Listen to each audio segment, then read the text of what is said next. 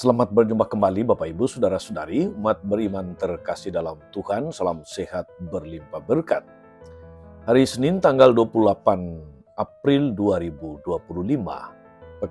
pekan Paskah yang kedua, saya mengajak kita sekalian merenungkan kutipan Injil Yohanes bab 3 ayat 1 sampai 8. Kita mendengarkan sabda Tuhan.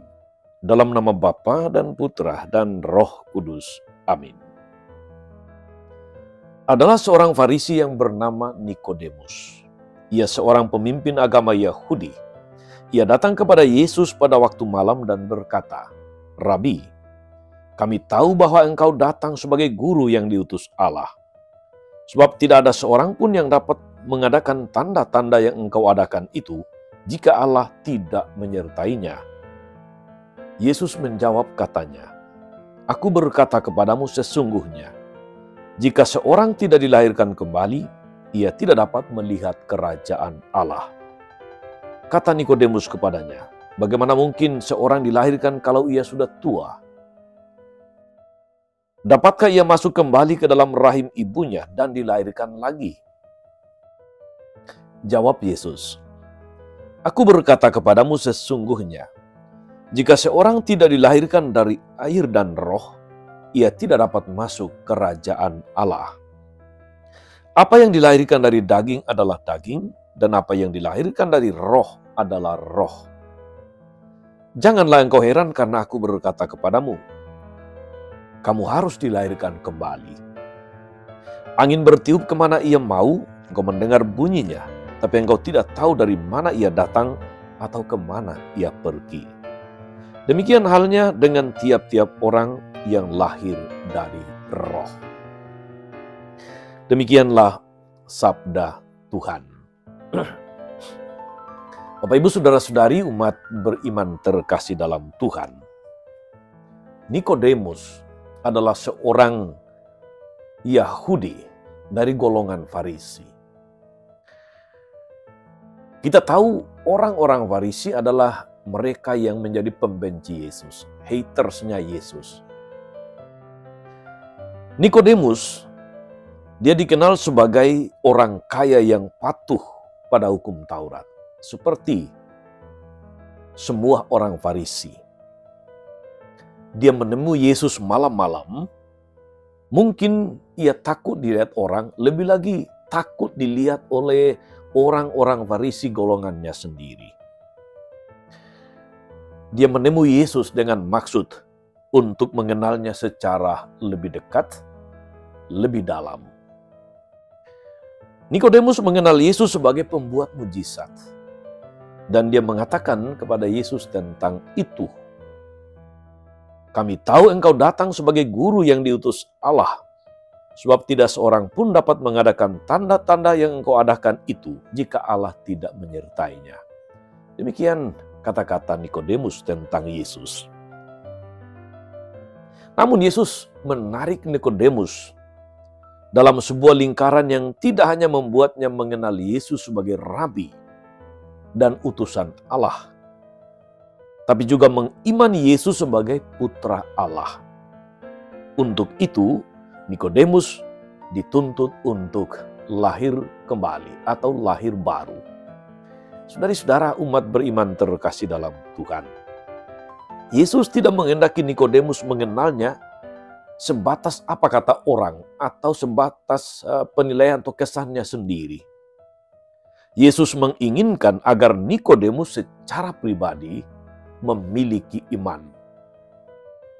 Dilahirkan kembali berarti sebuah langkah maju dari sikap melihat, mendengar, dan beriman kepada Yesus.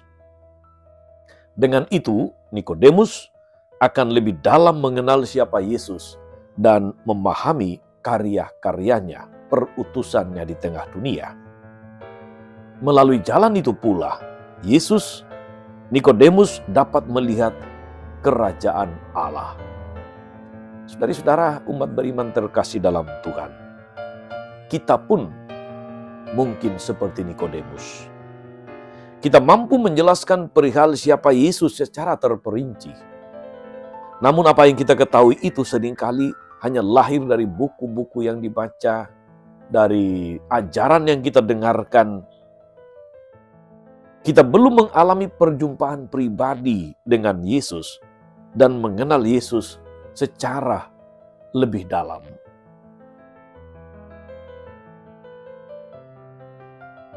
Kita menuntut banyak hal dari Yesus, terutama tanda, bahkan mujizat dalam setiap pergumulan kita.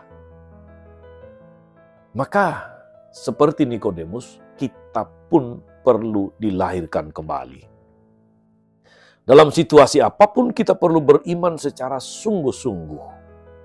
Bahkan dalam pergumulan hidup sekalipun, barangkali di sana kita berjumpa atau boleh berjumpa dan mengalami betapa baiknya Tuhan.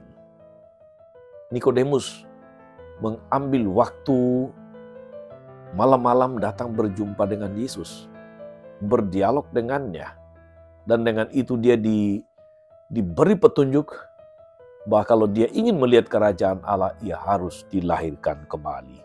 Saudara-saudara, kita yang sudah beriman, sudah lama dibaptis dalam gereja, pengikut Yesus, adakah kita senantiasa mempunyai semangat untuk mengenal Yesus lebih dalam, mengenal Yesus secara pribadi? Kalau itu belum, saudara-saudara, maka memang kita perlu dilahirkan kembali. Selamat beraktivitas, selamat melayani hari ini, saudara-saudari. Semoga kita semakin mengenal Yesus dan segala kehendaknya di dalam hidup, di dalam segala aktivitas, dalam segala karya-karya kita. Tuhan Yesus memberkati. Amin. Tuhan Yesus Kristus, bantulah kami untuk membuka diri pada kasih-Mu, agar kami semakin mengenal dan mengalami kebaikan-Mu dalam hidup ini.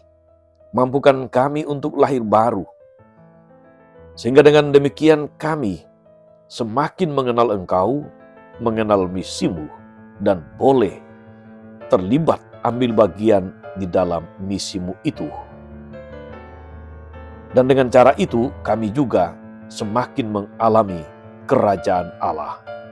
Ulah Tuhan dan pengantara kami sepanjang segala masa. Amin. Saudari-saudara sekalian, berkat Allah turun atas saudari-saudara, atas mereka yang kita doakan atau kita janjikan doa.